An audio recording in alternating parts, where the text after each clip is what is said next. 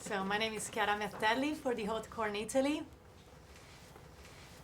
Simon Curtis, congratulations for directing this movie. Thank you. And so the movie starts. The first two songs I hear are "Give Me Love" and "If Not For You." So the way I see this is like a statement. I want to go straight to your heart.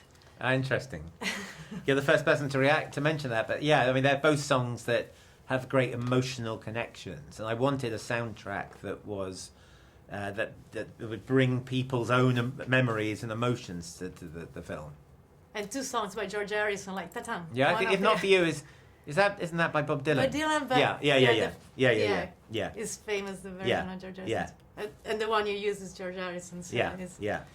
That was great. So did you know the book beforehand, before doing this? Well, to be honest, I first read the script a number of years ago, and then went to the book. But I know the book is very, very popular. Millions and millions of copies all over the world. Right. So do you have a special relationship with dogs? Like, would you? No, I mean, for me, it was the family at the centre of it that was the most appealing part. It was the core of your story. Yeah, it was. Yeah, it was. And even the racing is a bit of a background. So what would you say this movie is about ultimately? I would say it's about a family and a dog describing the story of a family. And because the pets are interesting because they're both insiders and outsiders within the family, and it makes you think that these pets are privy to all kinds of things within our households.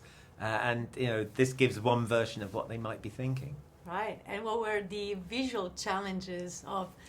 Well, I mean, it was an opportunity because, we've been seeing so many births and marriages in movies over the years. But in this case, we were seeing them from the dog's point of view. So we'd always have a camera positioned low, as imagining that's how the dog would have seen it. Right. And I thought it's also a movie ultimately about, like, unconditional love, which Totally. is the... I completely agree. Why would you say it's an important... Well, I think that's the reason that, so many people have pets. You go to the big cities like New York and you can't believe how everyone seems to have a dog. And I think people need that loyalty and unconditional love in these, tricky times in which we're living. Yeah. What would you hope people would feel like walking out of the cinema after this movie? I hope that they I hope that they are reminded to cherish the people around them, be it their family, their friends, or their pets, because you never know what's around the corner. Right. That's a good teaching. And you also go to Mugello, Italy. Yes. How was that? Fantastic. Are you a fan at all of Ferrari? Well, I now am. And I was very grateful for the support of Ferrari. And we went to that track and had a great time. And all those cars, all the red, the clothes, it was fantastic. Right. That's another George Harrison connection, but that's Yes. because I'm obsessed. Yes, but because he was a big fun fan. enough, I wanted George Harrison music, and I didn't realise that he was a big racetrack guy till later. See, everything comes together when it's right. Yeah. And so what would you say that it was the heaviest rain you had to face in your, directing career? I don't know. I mean, you've had good days and bad days, but that is right. The racing in the rain is a metaphor for on the racetrack. The best drivers aren't afraid of the rain; they make it their friend, and that's a metaphor for us all dealing with adversity in our lives. Yeah, to just adjust given the condition, the cars we had to deal with. So I just wonder if you ever had to. I don't know. I mean, there's lots of ups and downs, honestly. Right. And you are also, like, I would say, like a specialist as a director for biopics and real stories. So that's why it was great to do a work of fiction on this film. Okay. That was very liberating and exciting. Right. Is it a different kind of... to be honest, not really. But you're not constantly thinking, oh, what would so-and-so have been wearing on that day? You just go with what's right. So it was liberating, I would say. Right.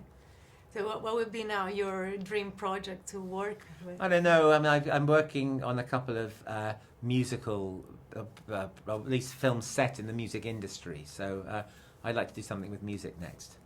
That's good. Sounds real good. and there is this special bond between the father and daughter, and I read that the producer was thinking of you also because of your relationship with your daughter. So I just wonder if you draw anything from your life and you brought in this movie. Well, I mean, you inevitably do on everything, you know, and I try and do work that I have some personal connection with. So yeah.